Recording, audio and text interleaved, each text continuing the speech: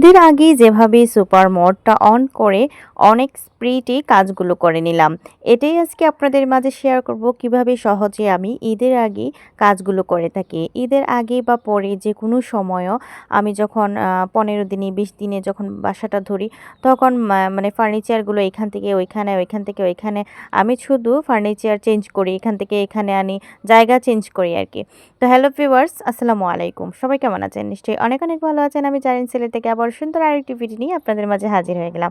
তো আজকে অ্যানাদার ব্লগে কি আছে? আজকে অ্যানাদার ব্লগে ঈদের আগে যে খুব শর্টকাট করে আমি সুপার মোডটা অন করে কিভাবে স্পিডে কাজ করে নেই। তো ১ম এ দেখতে পেরেছিলেন আমার পুরোটা বাসায় কিন্তু আমি মানে অগোছালো করে ফেলেছি। আমি আমার নিজের হাতেই করেছি। কারণ আমি যেহেতু পরিষ্কার করব সেহেতু কাজের আগে তো মানে অগোছালো করাই লাগবে।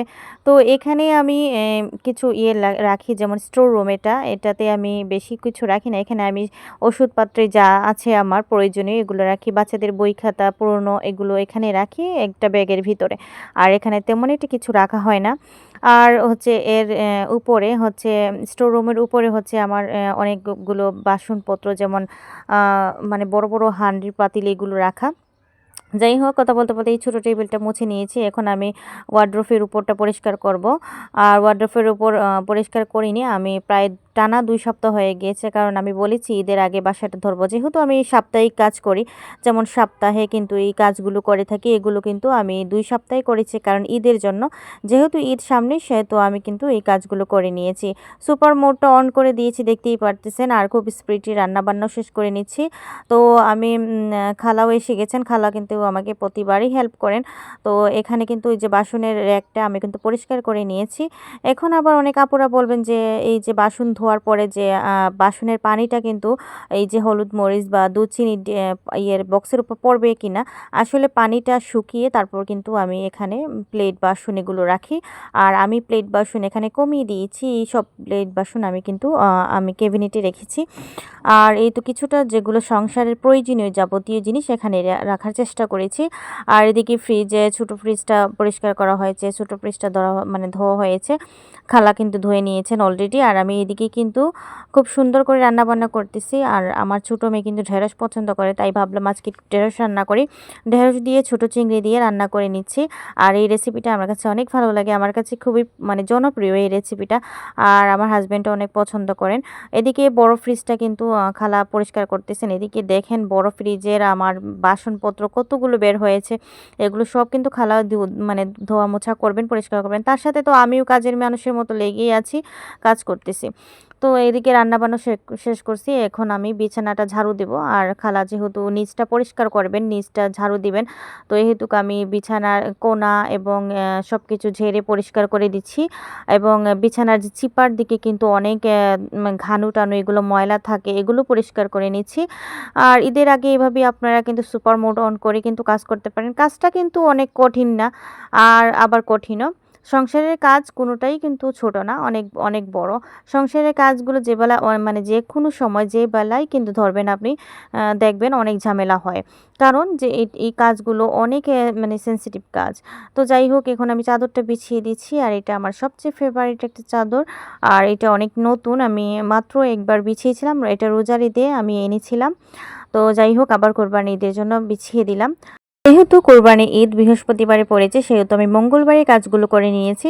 আর খুব শর্টকাটভাবে আমি জানি পারবো, সেজন্য কিন্তু আমি একটু লেট করেই করেছি, যাতে ঈদের সময় একটু ভালো করে ঘোরাফেরা করা যায় এবং আরাম-আয়েশে কাটানো যায়। এই সবগুলো সংসারের কাজ যদি আপনি নিজে সাপ্তাহিকভাবে শেষ করে ফেলেন তাহলে দেখবেন আপনার ছোট, ছোট কাজগুলো কিন্তু আর বড় হবে না। এদিকে খালা কাপড় ধুতে চলে গেছেন। আর অনেকগুলো কাপড় বের হয়েছে, অনেক এক গাধা কাপড় বের হয়েছে। খালা কিন্তু পরিষ্কার করে নিয়েছেন। আমি বেশি কাজ মানে যখন করি তখন খালাকে আমি ডাক দিই। কারণ সব কাজ একা নিজ হাতে করা সম্ভব হয় না। খালা ঘর মুছতে, মুছতে এদিকে কিন্তু আমি ওয়ারড্রোব এবং আমি বিছানাটাও গুছিয়ে নিয়েছি। ওয়ারড্রোবে বেশি একটা কিছু রাখি না। এই যে ছোট, ছোট ফ্যান এগুলো রাখি, যেগুলো বেশি ইম্পোর্টেন্ট এগুলো।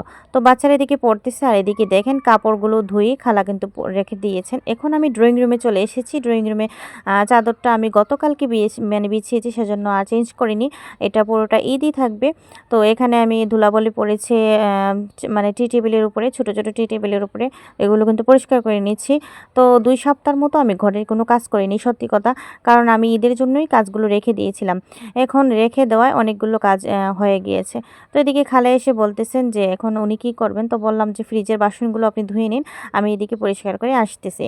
এদিকে আমার রান্না-বান্না হয়ে গিয়েছে, বাচ্চাদের খাওয়াবো। তো বাচ্চাদের আমি আজকে খাইয়ে দিইনি, তারা কিন্তু নিজের হাতে খায় এখন।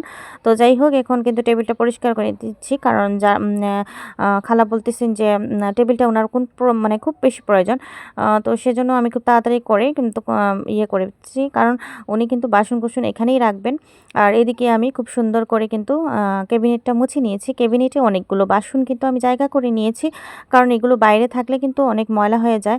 তো 2 বার করে মুছে নিয়েছি। সব ফার্নিচার মানে মোছা শেষ হয়ে গিয়েছে। শুধু এটাই বাকি ছিল, এটাই পরিষ্কার করে নিয়েছি। যেহেতু এখানে কাজ বাকি, আমার পুরোটা বাসার কাজ শেষ। আর এদিকে আমি আলমারিটা গুছিয়ে নিয়েছি। আর আলমারি আমার মানে গুছাতে গেলে 1 ঘন্টার উপরে লাগে, কারণ অনেকগুলো কাপড়। আমার এই কাপড়গুলো গুছাতে আমার মানে অর্ধেক জানই বের হয়ে যায়। তো আমার এই আজকের ব্লগটি আপনাদের কার কেমন লেগেছে? সুপার মোডটা অন করেই কিন্তু করেছি। ব্লগে শুধু আমি দেখিয়েছি কিভাবে খুব তাড়াতাড়ি করে শর্টকাট করে কাজগুলো মানে শেষ করা যায়। আমরা গৃহিণীরা আমাদের কিন্তু কাজ করেই খেতে হবে, কারণ সংসারে যদি আপনি বসে থাকেন তাহলে এই কাজগুলো ফুরাবে না, আর অনেক পরিষ্কারে থাকতে হয়। সেই কাজগুলো কিভাবে ছোট ছোট করে খুব তাড়াতাড়ি করে এবং খুব ইজিলি ভাবে করা যায়, সেটাই আপনাদের মাঝে শেয়ার করলাম। ফাইনাল লুক আমার বাসার দেখেন কত সুন্দর করে আমি অনেক সুন্দর করে কিন্তু গুছিয়ে পরিষ্কার করে নিয়েছি। আলহামদুলিল্লাহ, আমার সংসারটা আমি নিজের হাতেই গুছাই, কারণ এতে কোনো অপরাধ নাই, এতে কোনো অহংকার বোধ নাই। কারণ নিজের কাজগুলো নিজেই ছোট ছোট কাজগুলো করা অনেক পছন্দের। আর আমি ছোটোবেলা থেকেই ঘর গোছাতে অনেক পছন্দ করতাম, এবং আমি কিন্তু ছোটোবেলা থেকেই কিন্তু ঘর গোছাতাম, এবং আম্মা কিন্তু ভেবে পেতেন না যেহেতু ছোটো থাকতে আমি কি শুরু করতাম।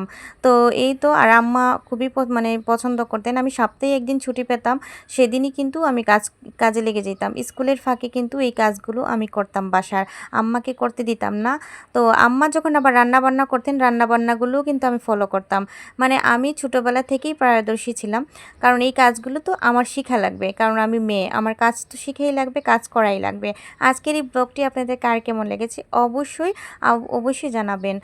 আজকের মতো এই পর্যন্তই। নতুন ভিডিও নিয়ে অবশ্যই হাজির হব। সে অবধি সবাই ভালো থাকবেন, সুস্থ থাকবেন। থ্যাংকস ফর ওয়াচিং অ্যান্ড আসসালামু আলাইকুম।